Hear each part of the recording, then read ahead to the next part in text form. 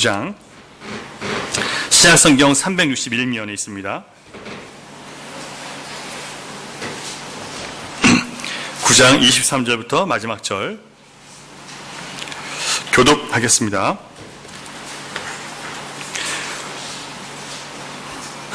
그러므로 하늘에 있는 것들의 모형은 이런 것들로서 정결하게 할 필요가 있었으나 하늘에 있는 것들은 이런 것들보다 더 좋은 제물로 할지니라.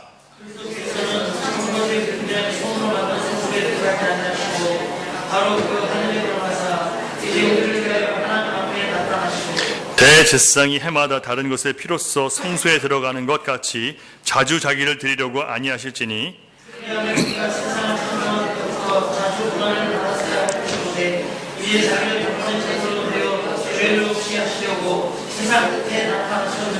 한 번 죽는 것은 사람에게 정해진 것이요 그 후에는 심판이 있으리니 이와 같이 그리스도도 많은 사람의 죄를 담당하시려고 단번에 들으신 바 되셨고 구원에 이르게 하기 위하여 죄와 상관없이 자기를 바라는 자들에게 두 번째 나타나시리라.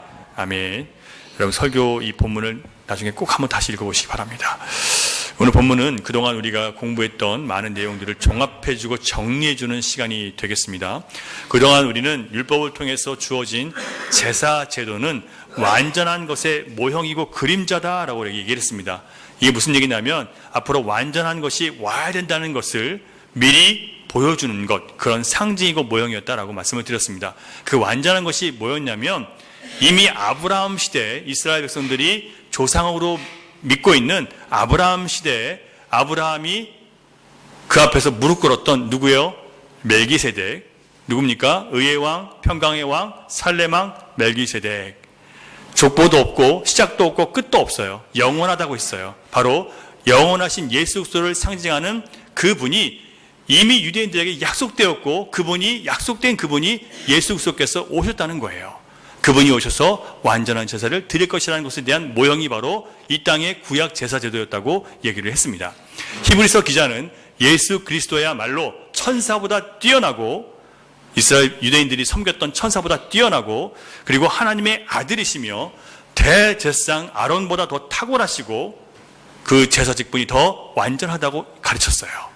그러면서 왜 그가 완전하냐면 완전하신 자기 몸을 제물로 드려서 더 좋은 언약을 우리에게 주셨기 때문에 그분이 하나님의 아들이다. 하나님의 아들이 바로 예수 그리스도가 바로 우리의 더 믿어야 될, 더 따라야 될 구세주다라고 고백하는 겁니다.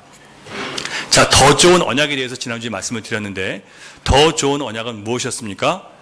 자, 하나님께서 우리들에게 복 주시기를 원하시는데 하나님께서 우리에게 복 주시기를 원하는데 그것을 방해하는 것이 무엇이었습니까? 누구의 죄? 우리의 죄 때문에 하나님이 우리에게 복 주시고 우리에게 은혜를 베푸시고 사랑해 주려고 해도 우리의 안에 있는 죄가 그것을 막았어요. 그래서 우리는 결격사유가 많고 흠과 티가 많아요. 사랑받을 수 없어요. 자격과 조건이 안 돼요. 이 자격과 조건이 안 되는 우리들을 위해서 예수님이 뭐 하셨습니까? 자기의 피로 우리를 씻으셨어요. 그래서 죄 없다 하셨어요. 깨끗하게 하셨어요. 그래서 우리는 자격이 있는 사람이 됐다는 거예요. 그러면 이 더 좋은 언약, 영원한 하나님 나라의 기업을 주시기 위해서 아들 예수님께서 자기를 제물로 내어주셨기 때문에 우리는 더 좋은 언약을 예수 그리스도 안에서 받게 된 거예요.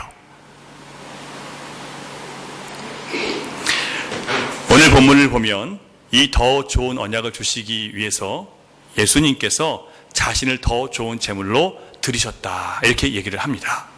오늘 우리는 예수님이 왜 더 좋은 제물이 되시는지 그 이유를 한번 살펴보기를 원합니다. 왜요? 이걸 잘 아는 것이 우리가 받은 구원의 능력과 은혜가 얼마나 큰지를 알고 이것에 대한 지식이 우리를 사로잡으면요, 여러분 세상이 감당치 못하는 믿음을 갖게 되는 거예요.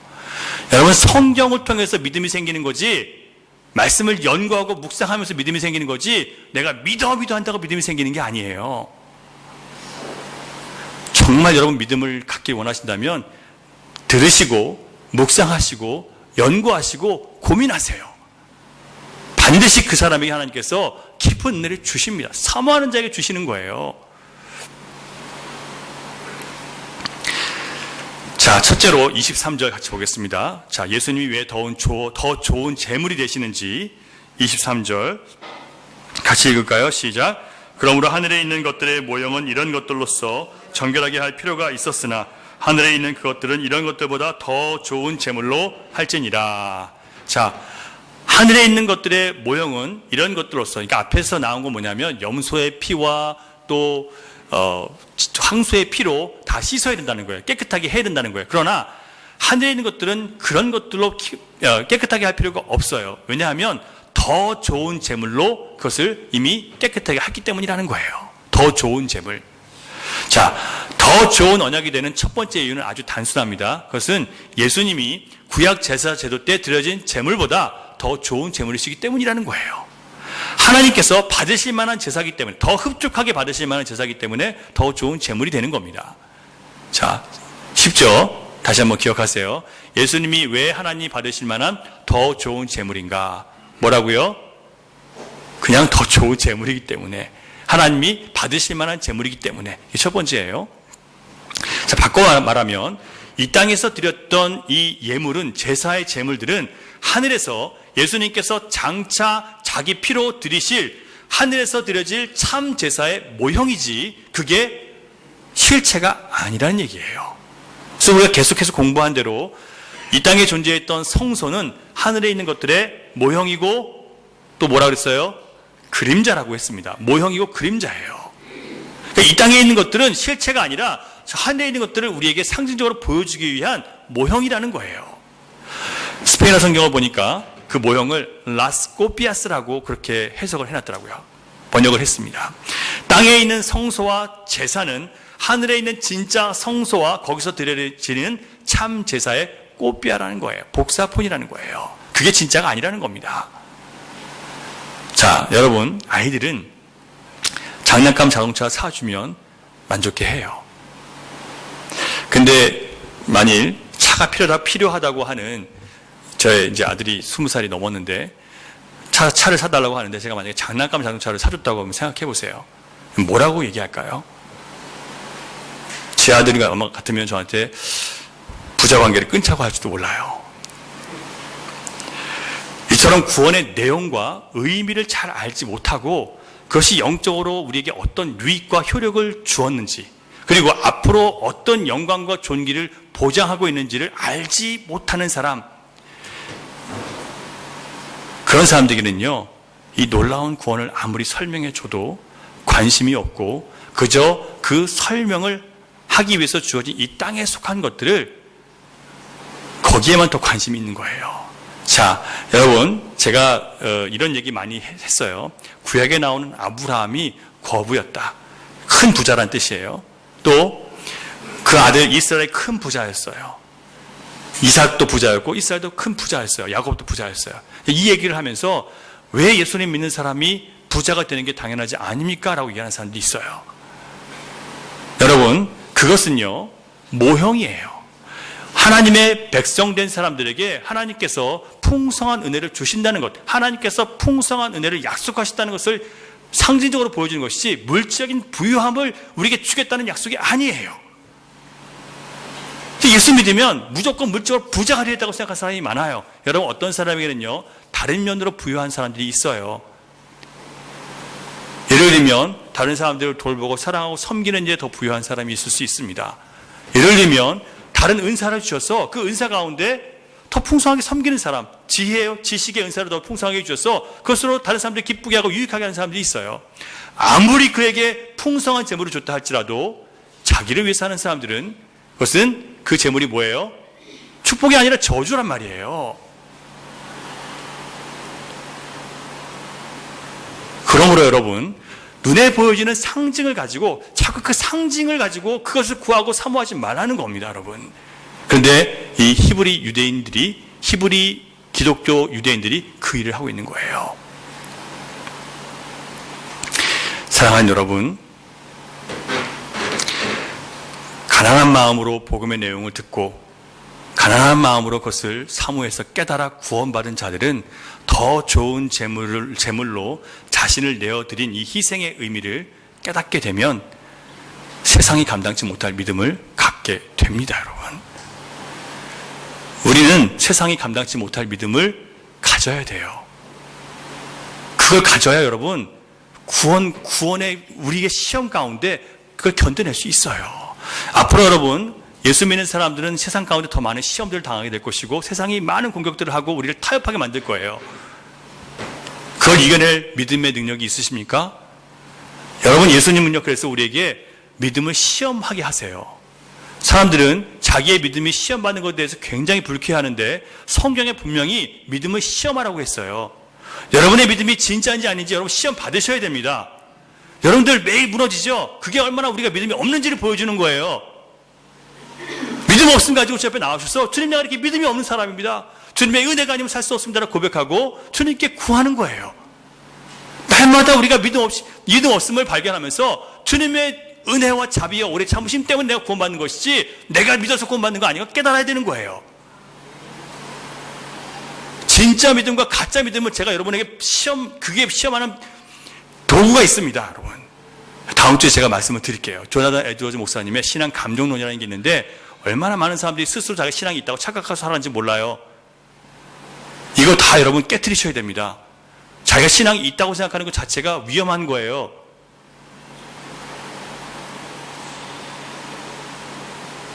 그러나 정말 주님께서 우리에게 성령 안에서 우리 깨우셨을 때 주어지는 이 감동과 가짜는 달라요. 여러분, 만약에 여러분 진짜라면 이런 시험을 받거나 설교를 통해서 다른 사람들이 공격을 통해 여러분이 믿음의 시험을 당할 때 그걸 통해서 여러분 자라나셔야 됩니다. 그리고 내 연약함을 깨달으셔야 되는 거예요. 저도 똑같은 시험을 날마다 받고 살아갑니다.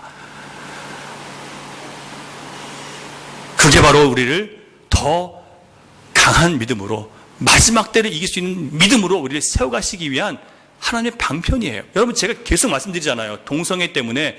여러분,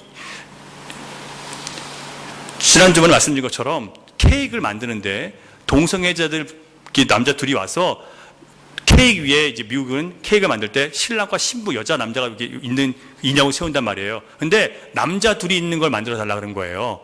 그래서 이 사람이 예수 믿는 사람이니까 난 싫다고. 그래서 그 사람이 지금 고소당해가지고 나중에 대법원까지 가서 결국은 혐의 없는 걸로 풀려났어요.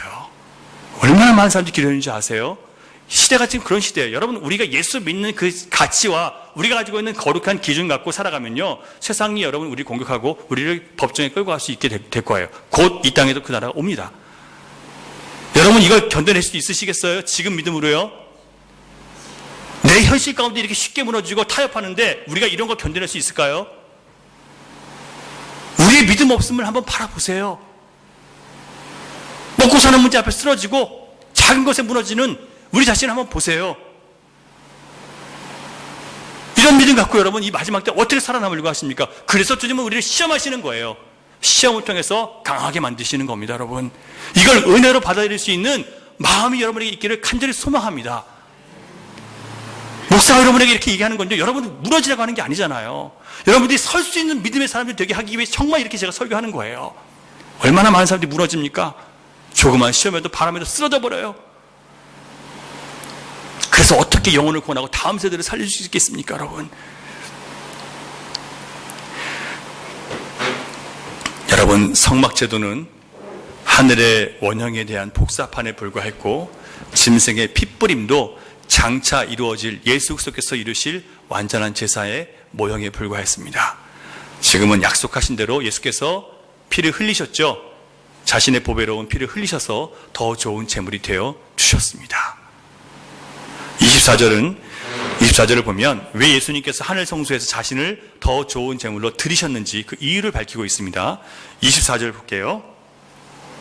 자, 제가 앞부분 읽어드릴 테니까 뒷부분 여러분 읽으세요. 그리스도께서 참것의 그림자인 손으로 만든 성소에 들어가지 아니하시고, 이 뭐냐면 이 땅의 성소에서 예수님이 제사 안 드리셨죠? 그 얘기를 하는 거예요.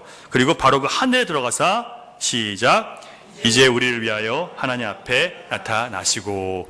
자, 예수님이 이 땅에서 제사를 안 드리세요. 그리고 예수님이 드리신 제사는 십자가 위에서 자신의 피를 흘린 게 바로 예수님의 제사예요. 그리고 그 제사 십자가 죽으신 다음에 어떻게 되셨어요? 부활하셨어. 그 피를 가지고, 자기의 흘린 피를 가지고 누구를 위해서라고 했어요? 우리를 위해서. 우리를 위해서 흘리신 그 피를 가지고 아버지 앞에 가서 나타나셨다는 거예요. 자, 여기서 나타났다는 의미, 하늘이라는 것은 예수님이 하나님께서 계신 곳을 얘기하는 것이고, 또 나타나셨다는 이 단어는요, 헬라어인데 법정 용어에 쓰이는 나타났다는 뜻이에요. 무슨 의미냐면 재판장 앞에 나아가서 변호인이 나타났다는 뜻입니다. 누가 나타났다고요? 변호인이 나타났다는 뜻이에요. 이 무슨 얘기냐면, 자, 사탄은요, 여러분과 저의 죄를 어떻게 해요? 계속 고소하고 고발해서 하나님 앞에 가지고 와서 얘는 자기가 없어요. 얘는 지옥 가야 돼요. 계속 이걸 누가 한다고요? 사탄이 하는 거예요. 그런데 그 사탄 앞에서 예수님께서 변호인으로 나타나신 거예요. 뭘 가지고? 자기의 피를 가지고. 그 피는 무슨 피예요? 우리를 위해서 대신 흘리신 피예요. 우리가 죽어야 될 그 피를 대신 흘려서 그 피를 가지고, 예수님이 흘리신 그 피를 가지고 나가서 내가 이미 이 죄의 값을 치렀기 때문에 이 사탄이 아무리 고발하고 고소해도 얘는 아무런 죄를 물을 수 있는 사람이 아닙니다라고 우리를 위해서 변호해 주신다는 거예요. 이게 하나님께서, 예수님께서 그 피를 가지고 우리를 위해서 죽으셔서 우리를 위해서 하나님 앞에 나타나셔서 하신 일이 바로 변호사로서 역사하신다는 거예요.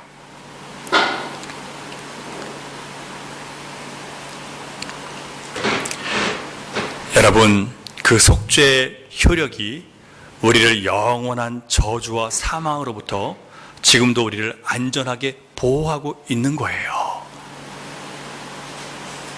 우리가 믿어서 우리가 구원받는 게 아니라 그 속죄의 효력이 우리를 구원하고 우리를 지키는 거예요. 우리가 그것을 믿음으로 그것이 우리에게 살아있는 능력이 되는 겁니다, 여러분. 또한 우리는 구원받은 후에도 아무리 내가 보기에는 내가 깨끗하고 선해 보인다 할지라도 하나님 보시기에, 그리고 다른 사람 볼 때는 어때요? 여전히 흠과 결함이 많은 사람들이 바로 우리 자신입니다. 그렇기 때문에 날 대신해서 피 흘리신 그 피의 효력을 믿고 나의 죄와 허물 그리고 나의 교만함을 자백하면서 주 앞에 나가는 사람을 위해서 그 피는 지금도 하나님 앞에서 예수님께서 우리를 위해서 그 피로 중보사역을 하고 계신다는 거예요. 누구를 위해서? 죄와 허물은 있지만 회개하고 자백하는 사람들, 그리고 그 피의 효력을 믿고 그 은혜를 구하는 사람들, 그들을 위해서 예수님은 자기의 피를 가지고 여전히 중보사역을 이어가신다는 거예요. 자, 예수님께서 왜 하나님 앞에 나타나셨다고요? 그 피를 가지고 뭐 하시게? 두 가지예요. 하나는 우리의 변호인이 되어주시기 위해서, 둘째는 우리의 중보자가 되어주시기 위해서. 이런 것들을 여러분 잘 기억하고 계셔야 돼요. 주님이 나의 변호인이시고 주님이 나의 중보자시라는 거. 사랑하는 여러분, 그러므로 신앙에 있어서 우리의 행위나 우리의 의가 얼마나 우리의 영혼을 살리는 일에 무가치한지를 우리는 잘 깨달아야 됩니다.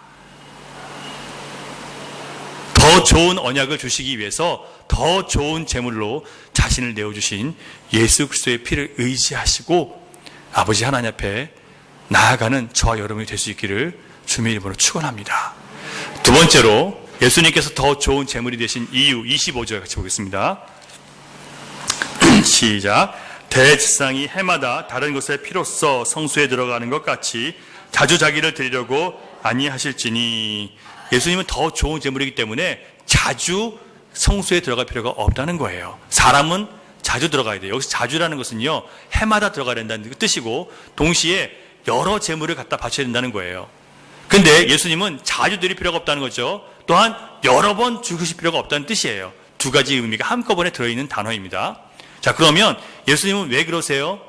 더 좋은 제물이기 때문에 자주 드릴 필요도 없고 반복해서 드릴 필요도 없다는 거예요. 26절에서 더 좋은 제물이 되신 예수님이 여러 번 자주 드리고 또 드릴 필요가 없다고 분명히 얘기했는데 왜 그러한지, 만약에 다시 드릴 필요가 있었다면 뭘 해야 돼요? 예수님이 창세 이래 여러 번 고난을 받으셔야 됐다, 이렇게 얘기를 해요. 자, 여러분, 예수님은 마지막 때에 한 번 고난받으셨어요. 이 종말이라고 나왔는데 종말에 한 번 죽으셨어요. 여기서 말하는 종말이라는 것은 이제 뭘 얘기하는 거예요? 예수님이 오셔서 마지막 때가 됐다는 의미예요. 뒤에 또 설명을 더 드릴게요. 여러분, 예수님이 우리를 구원하시기 위해서 다시 죽으셔야 될 필요가 있습니까? 없습니까? 이제는 없어요. 한 번의 효력으로 완성됐기 때문에 주님 아버지 하나님께서 만족하셨기 때문에 다른 제물을 드릴 필요도 없고 반복할 필요도 없다는 거예요. 그런데 그 제물로 자신을 드린 효력이 또한 무엇인가? 아까 중보자와 변호인으로 섰다고 하셨죠. 또 이번에 26절 하반절 같이 보겠습니다. 앞에 부분 제가 읽을 테니까 뒤에 여러분 읽으세요. 그리하면 그가 세상을 창조한 때부터 자주 고난을 받았어야 할 것이로되. 시작.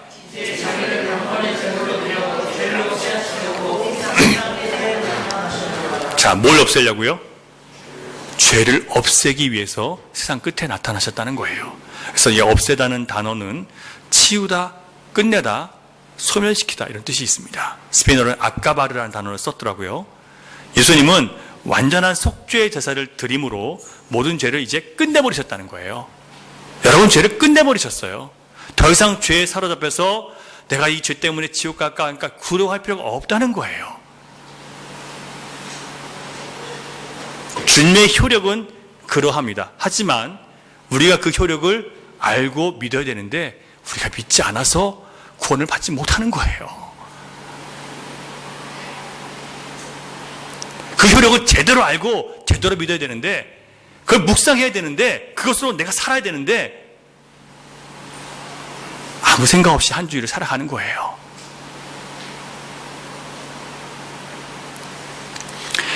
여기서 없애셨다는 단어의 의미가 정확하게 적용된 부분들이 이사야 38장 17절에 나오는데 한번 같이 읽어보겠습니다. 이사야 38장 17절 시작. 보옵소서, 내게 큰 고통을 더하신 것은 내게 평안을 주려 하심이라. 주께서 내 영혼을 사랑하사 멸망의 구덩이에서 건지셨고 내 모든 죄를 주의 등 뒤에 던지셨나이다. 자, 여러분, 하나님은요, 히스기야 얘기인데, 자기가 범죄한 것을 깨닫고 하나님 앞에 회개한 다음에 하나님께서 어떻게 해주셨냐면 모든 죄를 등 뒤로 던져버리셨다는 거예요. 자, 여러분, 등 뒤로 던져버렸다는 것은 여러분이 볼 수 있어요, 없어요? 없죠. 등 뒤에 있으니까 안 보이죠. 아예 안 보이게 하시겠다는 거예요. 아예 잊어버리시겠다는 거예요. 아예 치워버리신다는 거예요. 우리 앞에는 없다는 거예요. 우리 앞에 우리의 과거의 죄가 더 이상 걸림돌이 돼야 안 돼요? 안 돼요. 이 은혜를 주님이 주신 거예요. 전에는 그 부끄러운 것 때문에 사람들이 우리에게 옛날에 네가 그런 짓을 했잖아 라고 하면 부끄러워서 고개를 못 들었는데, 이제는 이런 죄인이기 때문에 주님께서 나를 용서해 주세요. 이제는 용서받은 죄인이 됐습니다. 이제는 하나님께서 나를 의롭다 해주셨기 때문에 이제는 내가 다시 살아갈 수 있습니다. 가서 고백하게 되는 거예요.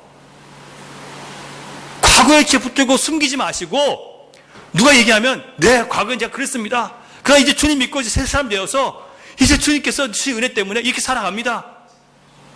가서 잘난 척 하려고 하지 말고 이렇게 순수하게 얘기하면 되는 거예요. 근데 그걸 감추려고 하고 그러니까 계속 죄에 붙들려 살아가는 거예요, 여러분. 과거의 죄는 더 이상 여러분의 앞길에 걸림돌이 돼야 안 돼요? 안 돼요.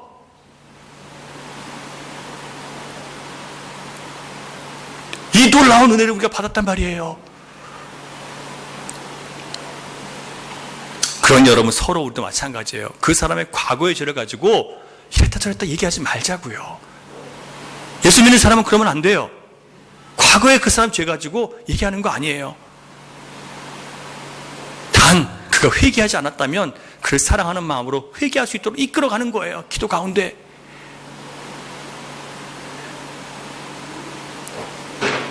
회개를 원하지도 않고 그냥 그 사람이 마음에 안 들어서 밥맛 없어서 괜히 가서 너 이렇게 했다 저렇다 했다 얘기하는 거는요, 그건 하나님께서 원하시는 게 아니에요. 그건 공동체를 깨뜨리는 겁니다. 여러분, 기억조차 하지 않으시는 하나님의 은혜의 약속을 우리 예수님께서 더 좋은 제물로 자신을 내어주심으로 우리를 위해서 성취하셨습니다. 우리 주님은 자기를 제물로 드리심으로 우리의 모든 죄를 어떻게 하셨어요? 완전히 없애주셨어요. 더 이상 죄가 우리를 끌고 가지 못하도록 하셨어요. 이것을 히브리서 기자가 정확하게 이해하고 있었습니다. 그래서 2장 14절, 15절 우리 이미 공부한 거지만 다시 한번 읽어보겠습니다. 시작. 자녀들은 혈과 육에 속하였음에 그도 또한 같은 모양으로 혈과 육을 함께 지니심은 죽음을 통하여 죽음의 세력을 잡은 자 곧 마귀를 멸하시며 또 죽기를 무서워함으로 한평생 매여 종노릇하는 모든 자들 놓아주려 하심이니. 자, 자녀들은 여러분 우리잖아요. 우리가 하나님의 자녀임에도 불구하고 뭘 갖고 있어요? 혈과 육, 육신을 갖고 있잖아요. 그러니까 예수님도 우리가 똑같은 육신의 모양을 갖고 혈과 육신의 모양을 갖고 이 땅에 오셨어요. 그래서 뭘 통과하셨어요? 죽음을 주님이 통과하신 거예요. 죽음을 이기신 거예요. 그래서 죽음의 세력을 잡은 자 누굴 멸해요? 마귀를 멸하셨다는 거예요.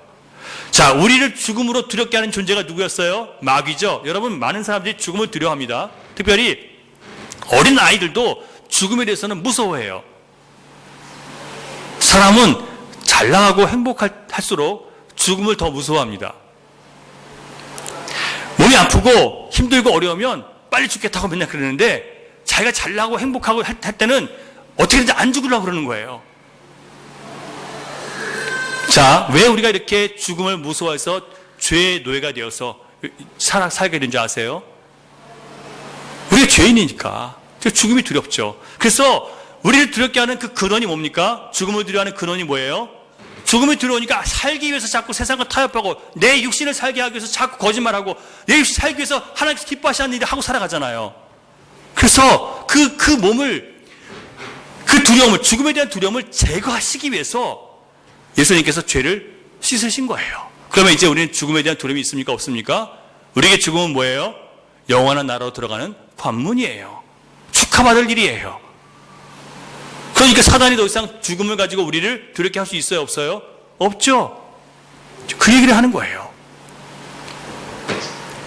죽음을 두려워하는 것은 우리가 죄의 노예되어 살았기 때문인데 이 죄를 씻어주심으로 더 이상 죽음을 두려워하지 않는 사람, 죽음의 근원인 죄로부터 우리를 해방시켜서 자유를 주시기 위해서 예수님은 자신을 더 좋은 제물로 내어주셨다는 겁니다. 여러분, 승리하는 믿음을 가지려면요, 내가 내 의지적인 믿음으로 승리하는 게 아니라 주님이 나를 위해서 행하신 그 일이 무엇인지를 묵상하고 그것을 붙잡을 때 여러분 승리하는 믿음이 되는 거예요. 난 이길 수 있어, 나는 믿어, 그래서 이기는 게 아니에요. 이 하나님 말씀, 주님이 하신 일들을 깊이 묵상하고 그것으로 나를 채워갈 때 성령께서 역사하셔서 그걸 이기게 하시는 거예요. 다시 26절을 보겠습니다. 예수님은 종말에 그 세상 끝에 완전한 제사를 드렸다고 했습니다. 이 말은 예수님께서 이 세상 사람으로 오셔서 십자가에서 죽고 다시 살아나심으로 인류의 마지막 시대가 왔다는 뜻이에요. 자, 그래서 우리가 지금 말세라고 하는 것은 예수님이 이 땅에 오셨기 때문에 말세가 된 거예요. 그 이후부터요. 그 의미에는 뭐가 있냐면 더 이상 다른 구원자는, 다른 메시아는 없다는 뜻입니다. 그게 말세의 의미예요. 그래서 많은 사람들이 그러죠. 지금 2000년이 넘게 말세인데 계속 말세는 이거 지금 예수님 안 오시는 거다 얘기하는데, 여러분, 이 말세 기간에 뭐 하는 거예요? 누구든지 예수의 그리스도의 이름을 부르는 자는 수치를 당하지 않게 하는 그 기간이에요. 은혜의 기간이에요. 모든 사람이 예수의 이름만 붙잡으면 그 자신이 얼마나 더럽든지 상관없이 은혜 받고 생명 얻는 은혜의 기간인 거예요. 그게 말세예요. 다른 어떤 메시아도 없습니다. 다른 구원자도 없습니다, 여러분. 다른 어떤 것 기다리지 마시고 기대하지도 말고 오직 하나님이 나의 유일한 구원자 예수 그리스도를 보내셨다는 것을 믿고 완전한 구원자로 받아들이고 살아가라는 거예요. 여러분, 다른 예수 그리스도 말고 다른 것을 붙잡고 의지하면요, 붙잡는 대로 넘어지고 붙잡는 대로 실패할 것입니다. 왜냐하면 영원하지 못하기 때문에, 전능하지 못하기 때문에 그래요. 하지만 우리 주님은 영원하시고 전능하시기 때문에 붙잡아도 넘어지지 않고 붙잡을수록 더 우리는 힘을 얻을 수 있습니다. 나만 사는 게 아니라 다른 사람도 살릴 수 있게 될 거예요. 이제 세 번째로 예수 그리스도께서 더 좋은 제물이 되신 이유, 거기 뒤에 뭐 여기 있어요? 저기 기타를 좀 끄는 게 나을 것 같은데 없어요?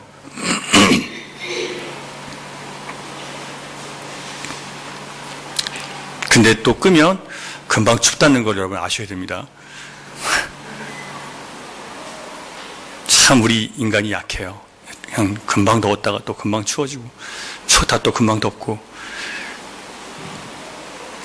자,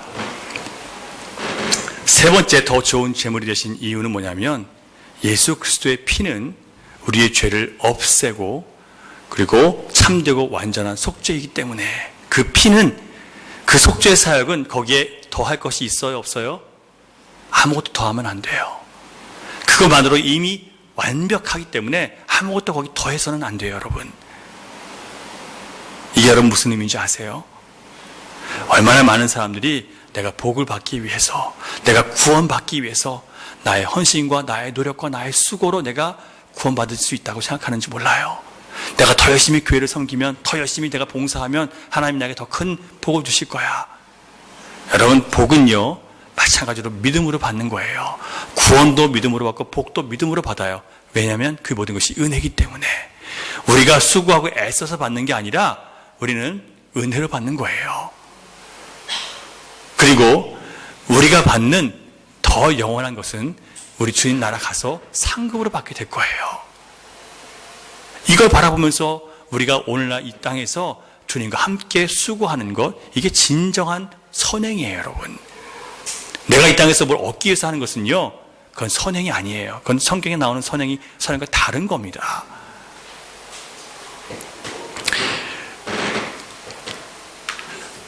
예수님은 인간의 몸을 입고 오셔서 인간의 죄를 모두 짊어지셨죠. 하나님과 우리 사이에 완전한 중재자가 되셔서 우리를 하나님과 이제는 완전하게 화목하게 하셨습니다. 우리를 멸망 가운데서 생명으로 옮겨 놓으셨어요. 뿐만 아니라 지금도 연약해서 허물과 죄로 더럽혀진 우리를 위해서 그 피를 가지고 어떻게 하신다고요? 재판장이신 하나님 앞에서 우리를 고발하는 사탄의 모든 정죄로부터 우리를 변호해 주고 계신다고 말씀드렸습니다. 28절을 보니까 그 주님께서 한 번 죽으셨고 다시 살아나셔서 하나님 우편에 계시다가 이제 두 번째 이 땅에 나타나신다고 했습니다. 자, 첫 번째 오심은 무엇을 위해서 오셨어요? 우리의 죄를 담당하기 위해서. 두 번째 오실 때는 어떻게 한대요? 죄와 상관이 있어요, 없어요? 상관없이 구원에 이르게 하기, 우리를 구원에 이르게 하기 위해서 오신다는 거예요. 그럼 이상해지죠? 아니, 구원 받았는데 또 구원 받아야 돼? 자, 두 번째 예수님 오실 때는 뭘 하러 오세요?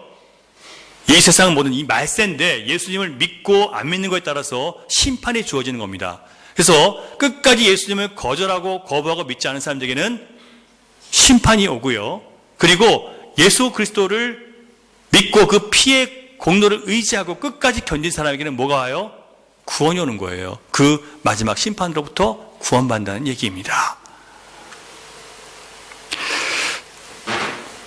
여러분, 예수님 재림하실 때는 죄의 문제를 다루기 위해서 오시는 게 아니라 구원받을 자들을 구원하기 위해서 오신다 말씀하셨습니다. 다시 오셔서 하실 일은 예수 그리스도를 통해서 온 세상 땅 끝까지 선포된 복음을 거부한 세상을 향해서 영원한 심판을 선포하시기 위해서 오시는 것이고, 동시에 구원을 주시기 위해서 오신다고 했어요. 누구를 구원하십니까? 28절. 누구를 구원하시는지 보세요, 여러분. 단번에 들으신 바 되셨고, 자, 시작. 구원에 이르게 하기 위하여 죄와 상관없이 자기를 바라는 자들에게 두 번째 나타나시느니라. 누구? 자기를 바라는 자에게 나타나신대요. 여러분,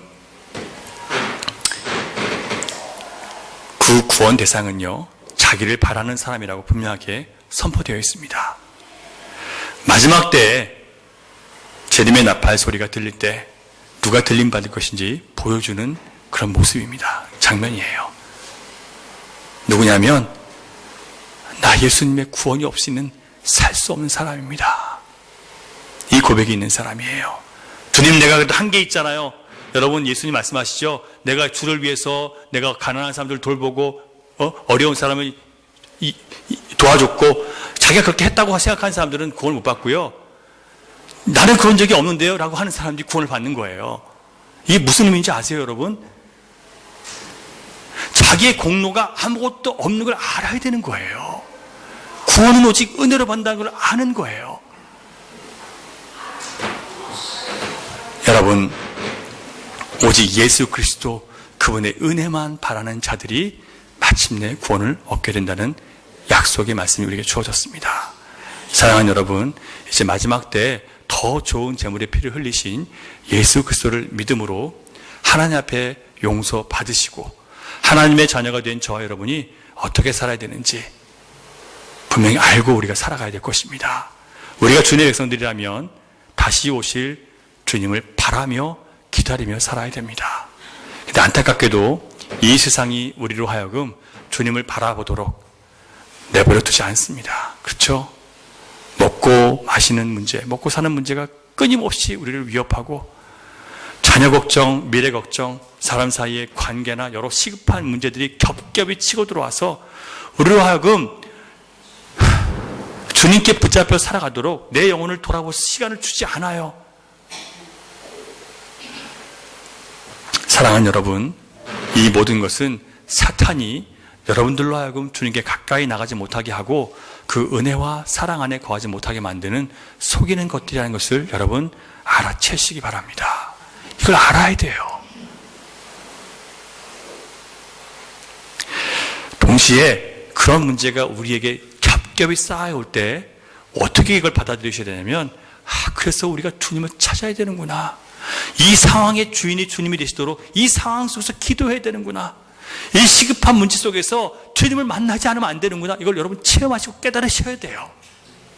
그 문제가 여러분 주님께서 여러분을 부르시는 거예요. 가까이 오라고.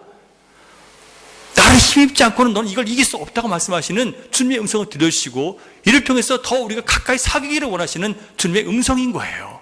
이걸 그렇게 들어야 되는데 어떻게 듣냐면, 나는 주님 내 상황 아시잖아. 나 바쁜 거 아시잖아. 나 힘든 거 아시잖아요. 그러니까 내가 안 해도 되죠? 이렇게 가지고 가는 거예요. 저는 이런 걸 볼 때마다 너무너무 안타까워요. 왜 주님이 주신 은혜의 기회를 박차버리냔 말이에요. 지금은 은혜의 때입니다, 여러분. 언제든지 주님 앞에 돌아가면요, 언제든지 주님은 여러분 환영해 주시고 다시 받아주세요. 그래서 은혜의 때인 거예요. 은혜를 좀 누리시고 사모하시고 받으시기 바랍니다. 많은 사람들이 고난을 싫어하지만 고난 없이 성장하는 믿음은 없습니다. 고난과 시험을 통해서 우리 믿음이 얼마나 연약하고 초라한지, 우리가 가지고 있는 영적 지식이 세상의 유혹, 시험도 이기지 못해서 절고 넘어질 때마다 우리는 우리 믿음과 지식이 얼마나 보잘것없는지를 깨닫게 됩니다. 거기서 우리는 철저하게 내 노력, 내 열심, 내가 의지적으로 믿는다고 하는 그 고백도 날 구원할 수 없고, 오직 중보자이신 예수 그리스도, 변호사이신 예수 그리스도 그 피의 은혜로 내가 살았고 하나님의 자녀라는 자격을 얻었다는 것을 더 깊이 깨닫게 되는 것입니다. 여러분, 안타깝게도 오늘날 신자들은 자기가 힘들고 아프고 괴로울 때만 주님 오시기를 바라고, 대부분 잘 나갈 때는 그냥 이대로 영원히 살기를 바라는 마음이 많이 있습니다. 여러분 안 그러십니까? 아니면 다행이고요. 그렇다면 그런 자신에 대해서 여러분 솔직해질 필요가 있습니다. 내가 잘 나갈 때는 오래 살고 싶고 힘들면 빨리 죽고 싶고. 1956년 미국 명문 휘튼 대학교를 수석으로 졸업한 짐 엘리엇 이야기 좀 들어보셨을 거예요. 영화로도 나왔고 책도 있으니까요. 그와 함께 5명의 크리스천이, 젊은 사람들이 남미 에콰도르의 아우카족에게 복음을 전하기 위해서 갔는데, 그들이 아주 공격적이고 위협적인 사람들이기 때문에 경비행기를 타고 거기서 성경책과 이 선물들을 좀 내려보내기 위해서 갔다가 거기서 선물을 주고 나중에 내려서 그들과 접촉하려 하다가 그들에게 다 찔려 죽었어요. 경비행기는 산산조각 나고 끔찍한 비극이 일어났습니다.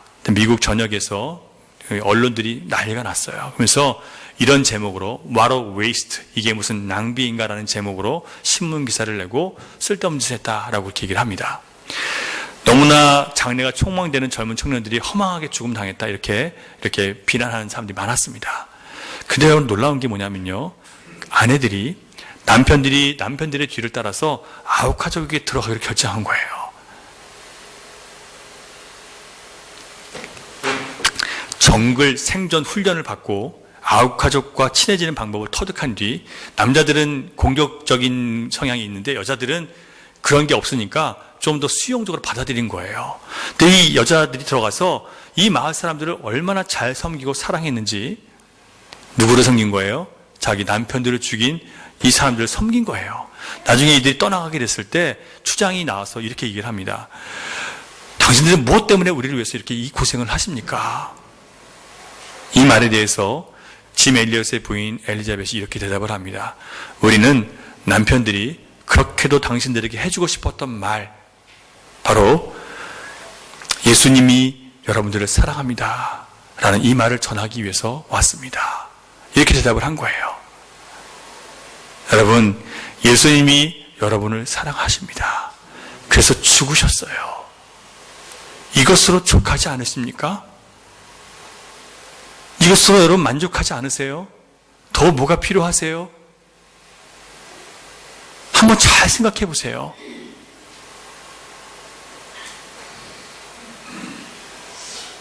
우리의 믿음이 얼마나 잘못된 방향으로 가고 있는지 한번 보세요. 그들이 목숨 바쳐 전하고 싶었던 말은 한마디예요. 뭐예요? 예수님이 당신을 사랑합니다. 그래서 죽으셨습니다. 짐 엘리엇의 아내 엘리자벳은 나중에 What a waste, 이게 무슨 낭비인가라고 쓴 기자에게 남편이 휘튼 대학 다닐 때 썼던 일기장을 보여줬는데요. 거기에는 이런 글귀가 써여 있었습니다. 영원한 것을 위해서 영원하지 못한 것을 버리는 사람을 어리석다고 하지 마라. 자, 영원한 것은 뭐예요? 영생, 예수 그리스도 믿음이에요. 그것을 위해서 영원하지 못한 건 뭐예요?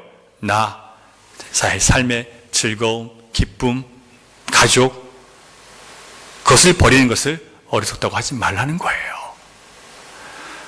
이렇게 썼습니다. 이 쓸모없는 나뭇개비에 불을 붙여 주옵소서. 자기는 아무 능력이 없다는 거예요. 주님 불을 주셔야 된다는 거예요.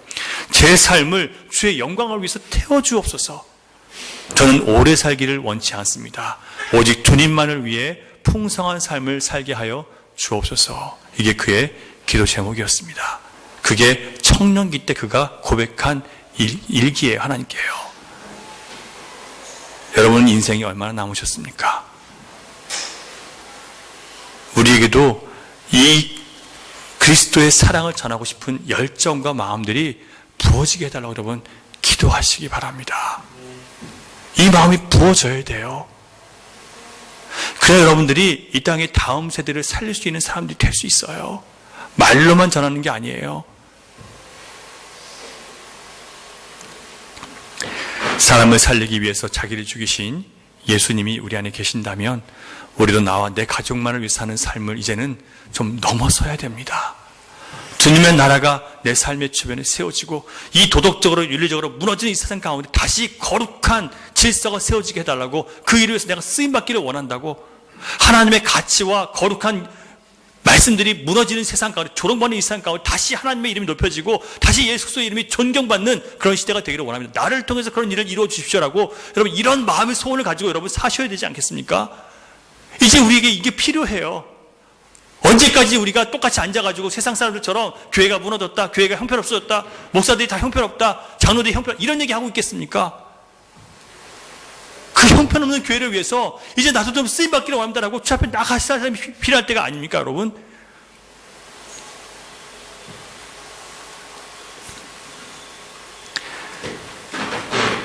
사랑하는 여러분, 다시 우리 주님이 나의 전부가 되고 나의 만족이 되고 나의 사랑이 되기를 구하면서 주님 나라가 오기를 기다리고 바라며 살아가는 저 여러분이 될 수 있기를 바랍니다. 기도하겠습니다. 여러분 잠깐 우리 같이 기도하기를 원하는데, 하나님께서 그 아들을 통해서, 그 아들의 보혈의 그 은혜를 통해서, 십자가를 피를 통해서 우리에게 구원을 주셨고 생명을 주셨습니다. 소망 없는 우리에게 영원한 생명을 주셨습니다.